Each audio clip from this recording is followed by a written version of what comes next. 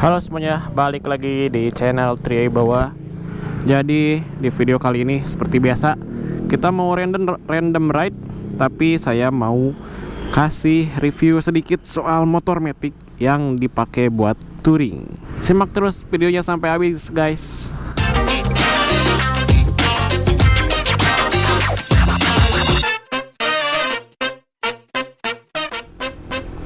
Ya, jadi saya ini ada di daerah Soreang.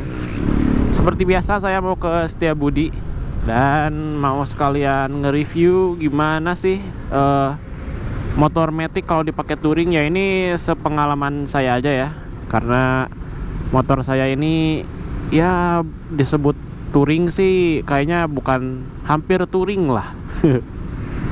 Jadi motor saya ini kan udah sering dipakai jauh ya, Cianjur, Sukabumi, Garut, Santolo, Marangi, Bogor, ya hampir touring lah. Dan di sini saya mau sharing aja gimana motor Matic dipakai touring. Ini pembahasannya soal motor Matic ya, jadi nggak dikhususkan buat Honda PCX ini. Ya, jadi ada beberapa kekurangan dan juga kelebihan kalau motor Matic ini dipakai touring. Mari kita mulai dari kelebihannya dulu aja kali ya. Kelebihan yang pertama, motor Matic ini praktis. Dia nggak perlu oper-oper gigi ya. Dan praktis juga soal ini, soal bagasi. Karena motor Matic di Indonesia tuh cenderung bagasinya besar-besar. Meskipun tanpa ini ya, tanpa box belakang. Kalau saya kan udah pasang box belakang tuh. Meskipun tanpa box belakang, tapi bagasinya udah besar. Khususnya PCX ini juga udah besar ya. Cukup lah. Apalagi kalau touringnya ya kayak saya, touringnya sekali duduk nyampe gitu, nggak yang berhari-hari di jalan gitu ya. Pasti cukup banget lah. Dan kelebihan yang kedua, karena praktis tadi, jadi kita nggak cepet capek gitu. Nggak perlu ngatur kopling, nggak perlu ngatur gigi, dan nggak perlu bawa ransel di belakang. Ya, nggak perlu bawa ransel itu menurut saya salah satu kelebihan sih. Ya karena bekasnya besar tadi, jadi kita nggak usah bawa ransel, yang dimana kalau bawa ransel tuh bikin cepet capek ya, apalagi di bagian bahu tuh.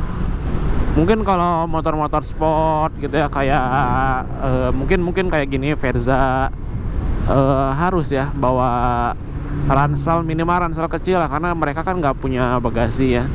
Kecuali kalau memang ranselnya yang diikat di jok, itu mungkin bakal lebih enak karena nggak kerasa menggendong ransel.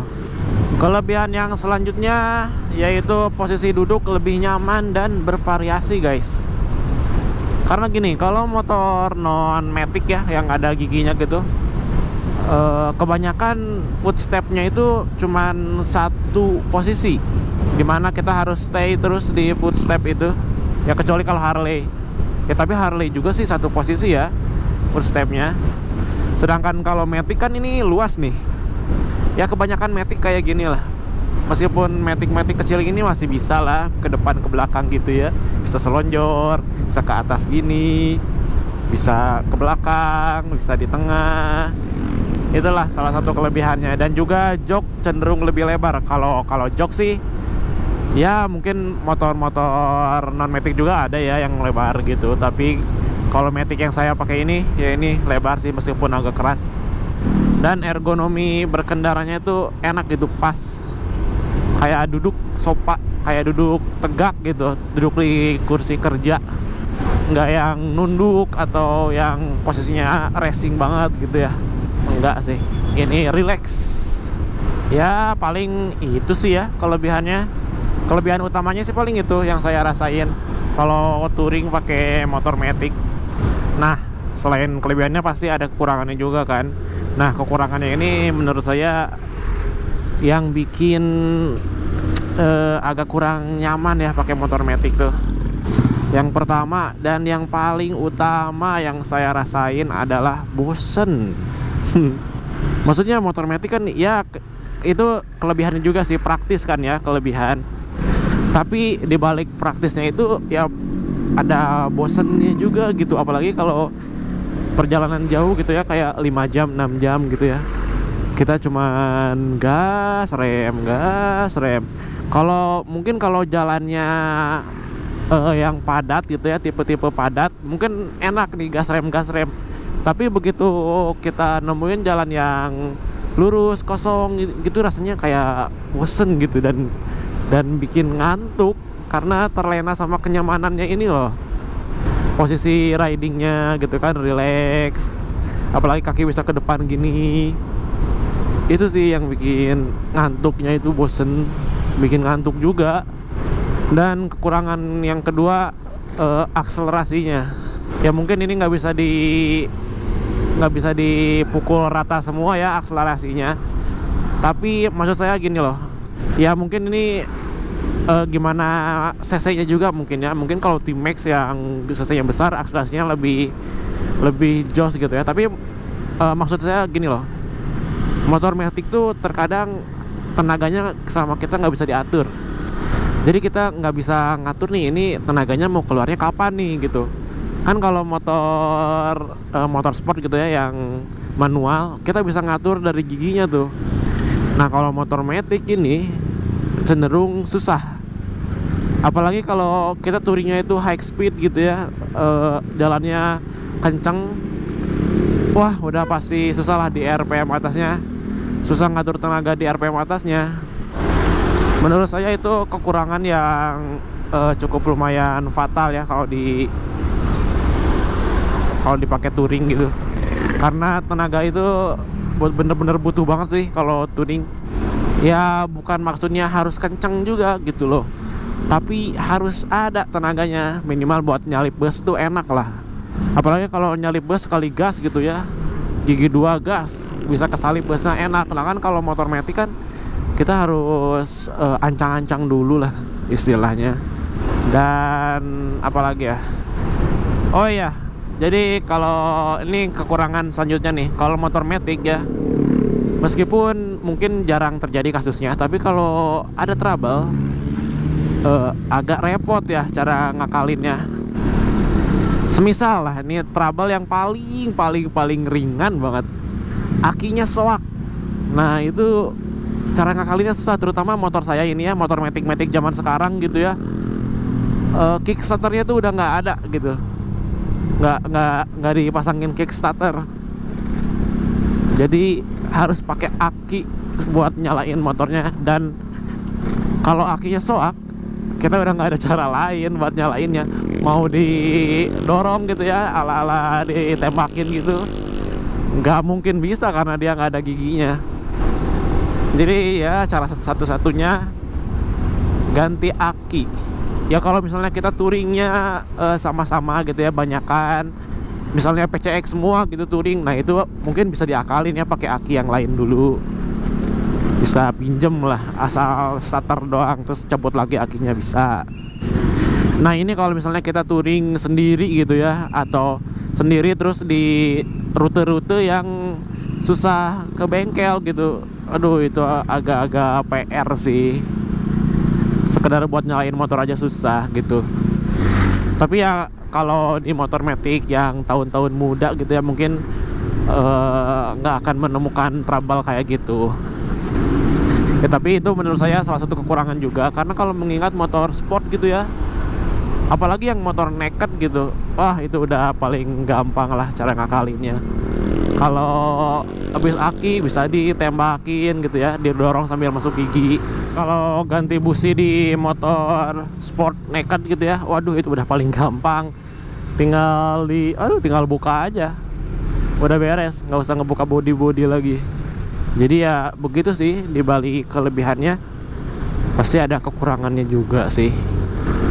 Ya motor sport juga kayak gitulah, ada kekurangan ada kelebihannya. Dan kalau konsumsi bahan bakar, nah saya belum tahu nih, apa motor sport lebih irit gitu ya.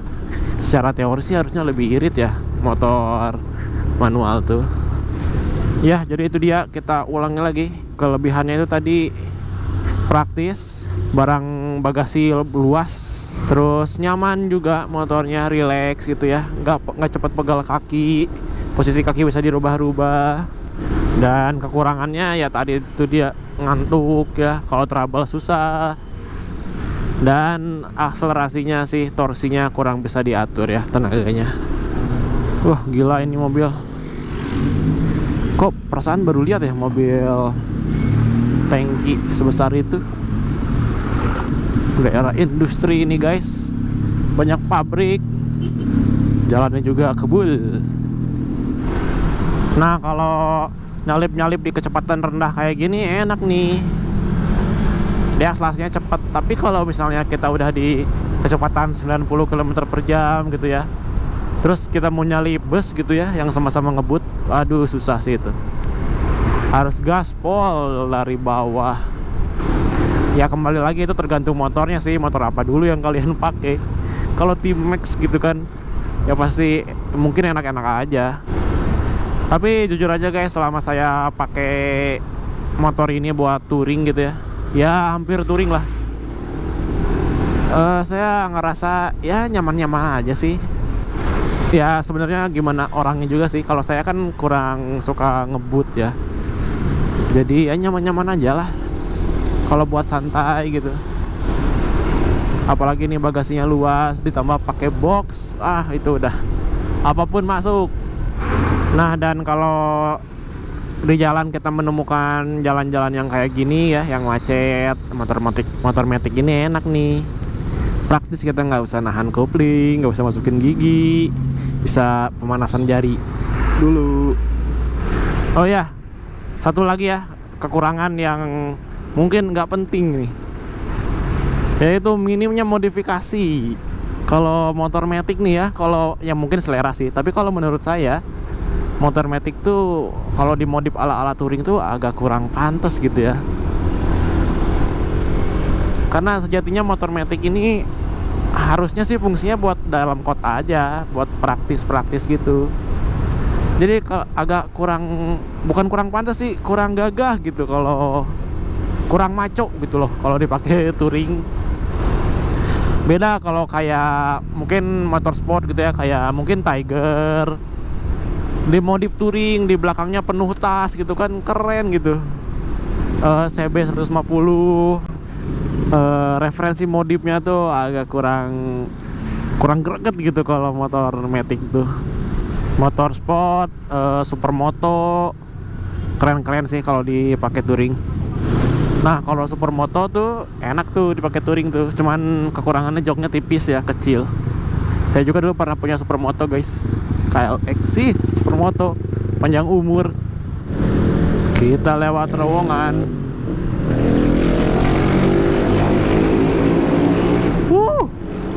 Enak banget yang pakai knalpot racing. Kita sudah sampai di kota Cimahi. Wow, ini ada apa ya? Dishub Reja Parkir gitu ya. Tapi guys, kalau menurut saya ya, nyaman enggaknya sebuah motor tuh tergantung yang pakai gitu. Kalau misalnya nih, saya punya Tiger nih, dan saya udah cinta banget ke motor itu. Meskipun banyak kekurangannya, busi sering mati dan lain-lain, tapi pasti asik-asik aja gitu loh kalau dipakai touring tuh. Apalagi kalau pakai motor kesayangan gitu, wah itu udah paling asik lah, ada kesenangan tersendiri lah. Jadi ya nggak bergantung motor matic pasti nyaman, motor sport pasti gimana-gimana gitu ya. Semua juga tergantung sendirinya sih, tergantung selera juga. Apalagi kalau punya perasaan tertentu ke motornya gitu loh. Kayak misalnya ini motor udah 10 tahun di saya gitu ya, dirawat, pasti jadi cinta lah. Ya jadi nyaman lah. Apapun pasti bakal diterima kalau sama cinta mah. Waduh, kekurangan kelebihannya itu pasti bakal diterima karena cinta, anjay. Ya begitulah kira-kira ya. Ya oke lah, paling segitu aja guys video kali ini. Kalau kalian suka video ini, klik like. Kalau ada pertanyaan, komen aja di bawah. Dan kalau mau lihat video saya yang lain, klik subscribe. Terima kasih sudah menonton. Dadah.